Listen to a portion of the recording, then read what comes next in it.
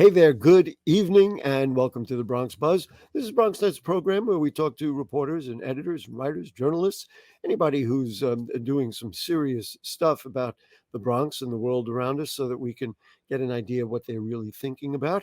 And in our second segment today, we're going to look at Van Cortlandt Park. And you may recall a few weeks ago, we did an art exhibit that interpreted some things going on in the park. This evening, we're going to look at and talk to the executive director of the Van Cortlandt Park Alliance. Having said all that, let's just get right started with the City Hall Bureau Chief of City and State New York, our longtime friend, Jeff Coltin. Nice to see you, Jeff. You too. Thanks for having me back. Jeff, let's just get right in the middle of it. The red wave was largely avoided throughout the country, but New York State, which features maybe the bluest city in the nation, is being blamed for why the Republicans took the House. Why don't you just recount what has been charged in the media? It's our fault. It's New York's fault for letting the Republicans win control of the House of Representatives. It's true, though. As far as seats that were where more people voted for Joe Biden, many of those seats ended up being won by Republicans in Congress. And of course, control of Congress now is down to just, I think, 4 seats or something. I mean, it's a very tight balance between the Democrats and the Republicans. That is to say, every seat counts. And New York was kind of the one area where Democrats underperformed. We Incredible. saw a number of Republicans hold on to competitive seats, and then we saw one incumbent. We saw Sean Patrick Maloney, the congressman in the Hudson Valley, actually lose his seat to a Republican, even though that was a seat where more voters went for Joe Biden in 2020. And of course, the irony to this is that Sean Patrick Maloney was the chair of the Democratic Congressional Campaign Committee. I think that's what it's called. Everyone calls it the D-Trip or the D-Triple-C. So he was the guy that was, his job was to win as many Democratic seats as possible. And the funny thing is he did a great job. I mean, the Democrats, had the best midterm performance for a party in power in years. I mean, So truly. he did a great job for everybody but himself. But here's really the taking a step back thing is that he had a chance to run in his former district, but he didn't do that. And then Mike Gianaris is being accused of really doing a very bad job and a very partisan job on redistricting, which maneuvered things around, meant that someone like Representative Malliotakis could not um, um, be challenged in the way that she might have been. I mean, the redistricting was an epic failure. So in a way, the Democrats who controlled the houses in the state and the governorship, they kind of just took things for granted. That's my read of the situation. There's a lot of finger pointing and blame going around right now among the Democrats. I will actually the question on redistricting. I mean, I guess there's no question Really? that redistricting was bad for the Democrats. The question is who to blame. And some would say the ones to blame are the judges in the Court of Appeals. New York's Court of Appeals was largely appointed, maybe exclusively appointed by Democrats, almost By most Governor Cuomo in by Governor particular. Cuomo, most of them. And yet these Democratic appointed judges struck down the congressional lines, and they said that these are illegal by process, but then also they were probably a little bit gerrymandered. So it's a complicated question here, but the fact is that at the beginning of the year, we expected Democrats to perform very well in New York, hold on to a lot of House seats. A lot of things changed. The districts got thrown out. We got new districts drawn by a independent special master. Those were Right. very competitive districts.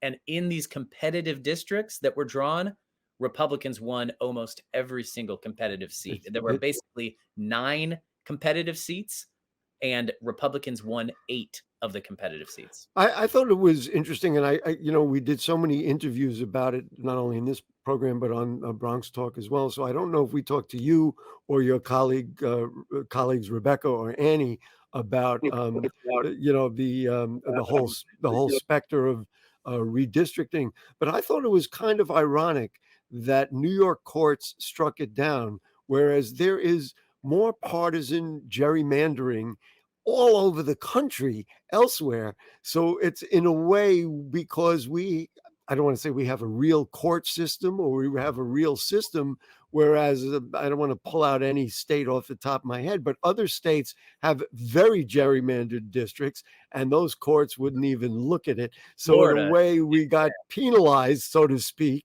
because Democrats got penalized because we actually have a court system here. I mean, I think is there some truth to that? there's some truth. I think that's a fair understanding. I mean, it's, look, Democrats in the state are really complaining about our court system right now, saying that it's not fair, it's Yeah. actually biased. But it's a So court system, at yeah, least. there is disagreement, but you're right. I mean, states like Florida have gerrymandered in order to help the Republicans, and it was upheld. The map was upheld, and it Mhm. worked.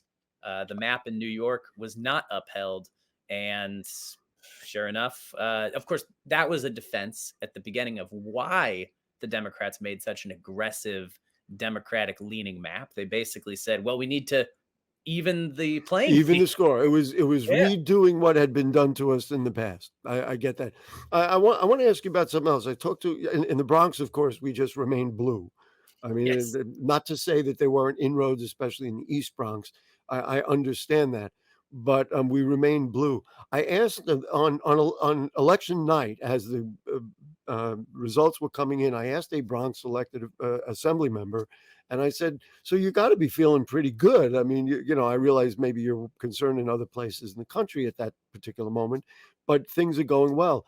He immediately, because I wasn't aware of it because I covered the Bronx, he immediately brought up, he said, "But I think we're going to lose assembly seats in Brooklyn." And maybe you can, since you cover the city and all that, why did that happen? How did that happen? That South Brooklyn, was it four assembly seats turned red in the the wildly Democratic New York State Assembly? Four seats went red in South Brooklyn. You want to just talk about that a little bit? Absolutely. It was 3, and although Three. a 4th Right. was pretty close, and then another state senate seat was very close to flipping Republican. So yes, I mean, for the past few cycles, this has been a safely Democratic area. In fact, a couple of these members, Peter Abate, Steve Simberwitz, these are assembly members that have served for decades. I mean, literally like 40 years each or something, a very long time. Their seats were finally flipped to Republican, and not even by like incredibly impressive candidates. It was basically just the fact that they had the R next to their name. Part of this, of course, is demographic change. A Russian American was elected to replace Simberwitz. A Chinese American was elected to replace Peter Abate, and a another Russian American elected to replace Mathilde Frontis. So these are all Republican, Russian, and Chinese Republican I, candidates. So there's some demographic change, and then there's also just some openness to the Republican Party in Southern I, Brooklyn that I, wasn't there before. I'm going to throw out one word, which has been thrown out, and we haven't. We've been talking politics and demographics. Crime, crime is out there. Every New Yorker feels it. Every New Yorker sees it. My sense from evaluating, let's see what I saw coming out of Governor Hochul's campaign, and certainly the mayor is now involved in this dialogue, is that they didn't have the sense that the current administrators, Democratic administrators, are going to deal with crime properly. To me, that is the biggest thing: is fear, and crime was just put out there. And I thought the Democrats did a woeful job at talking about their plans to lower crime. That's my And thought. I think that was Republican gubernatorial candidate Lee Zeldin's Yes, main focus of his campaign. And look, I mean, we can look at the Bronx too. Yes, of course, the Bronx was heavily, heavily Democratic in this gubernatorial election, as it is in every election. However, Lee Zeldin, the Republican candidate, made some major gains over yes. previous Republican candidates. So Republicans are picking up votes in the Bronx. There are people that used to vote Democrat and are now willing to vote Republican. There's a variety of reasons of that, but I think the number one reason is probably that Republicans have owned the crime issue and they've pointed the finger at Democratic policies and said it's their fault. The actual And story course, is always more complicated, but the politics of it are that. Well, And the yeah. bail reform is a very big thing, but, in all my discussions and analysis, the numbers don't really support that, and look, we saw what happened in Colorado just a day ago. We saw a shooting in Virginia. I mean, there's things going on all across the country that have nothing to do with bail reform, but I think, to our discredit, Kathy Hochul did not talk about fighting crime. And if they would present a plan, the only thing I heard was that Mayor Adams said we're going to put more cops in the subways. Well, that's nice, but that doesn't help, the deli down the block that just got broken into or got robbed. Look, another issue, yes, is Hochul. There were a lot of complaints that the governor and Hochul's campaign didn't do enough to reach out to voters in New York City, and didn't do enough, in particular, to reach out to Black and Brown voters in New York City. So turnout is always an issue in the Bronx. Turnout is correlated with Oh, income. goodness. The Bronx being a low income borough, turnout's always low. But turnout was particularly low this year. It was way higher in 2018. And a lot of people are pointing the finger at Kathy Hochul, saying her campaign didn't do enough to activate these Democratic voters that would come out and would vote for her and would never consider voting for a Republican. Democrats are pointing fingers at Mayor Adams. I was very surprised that he came right out and said progressives were the reason that we didn't do well in some of these races. To me, not to say he's right or wrong, but I don't think that's helpful to push the blue tickets in the future. Here's a Democratic mayor that people are blaming for the rise in crime and coming out and saying, well, it's not me, it's them in my own party. That doesn't help send a single message to voters. That's the way I see I think Democratic infighting will always be an issue in it. New York State because it's such a Democratic state. So Yeah. the primary, a lot of the big battles are in the primaries. Mhm. Sometimes I think the mayor does do a good job of speaking with progressives and talking about a united front. But more often than not, he's going to give in to Yeah. his base tendencies, and yes, he's going to blame the progressives, or he's going to think of them as He other and talk about it that way. he hasn't shed his blue skin as far as I could for better or for worse. I mean, nowadays having a law and order official at the top of the ticket is, in City Hall is probably not a bad thing. We only got a few seconds. Any anticipated legislation? We'll get you back here when they start talking about it. But you got anything in your mind? Are they gonna attack bail reform? Eyes Is on there the anything out there? yeah, I think bail reform will be an issue once again in the new legislative session in the new year. I think that, Right. people are gonna be still talking about crime, both Democrats and Republicans. And the New York Health Act, of course, Bronx Senator Gustavo Rivera is going to be behind that. Does it have a chance in 2023? Who knows?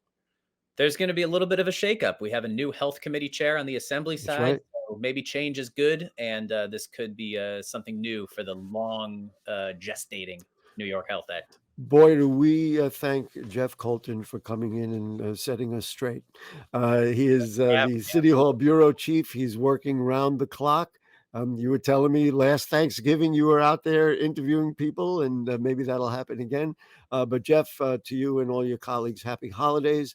And of course, thanks so much for joining us here on the Bronx Buzz. Thank you so much. Love coming on. Great. We're going to take a short break. And as I said, we're going to go to the third largest park in New York City. We're going to go to Van Cortlandt Park for an art exhibit that's at Wave Hill. And we'll talk a lot about what's going on in the park. We'll be right back.